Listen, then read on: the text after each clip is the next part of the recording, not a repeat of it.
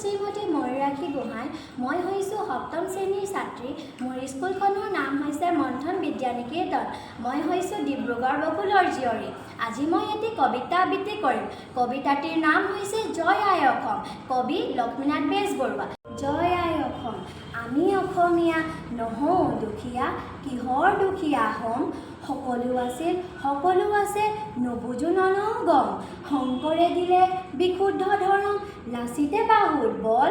সতী জয়মতীৰ সতীত্ব তেজেৰে অসমীয়াই প্ৰবল। বাজক দবা, বাজক শংখ, বাজক মৃদং খোল। অসম আকৌ উন্নতি পথত, জয় আই অসম বোল। হেৰা অসমীয়া, নোহোৱা দুখীয়া, কিহৰ দুখীয়া হবা? নিজ নাপাহৰি বিহু কুঁৱৰী, লাগাচোন সুফল পাবা। বুৰঞ্জীৰ হ'ব পুনৰ অভিনয়, জ্ঞান বৃদ্ধ হবে গাই। লক্ষ্য স্থিৰ ৰাখা, আগবাঢ়ি যোৱা, মানুহ হোৱা হোৱা ভাই। বাজক দবা, বাজক শংখ, বাজক মৃদং খোল। অসম আকৌ উন্নতি পথত, জয়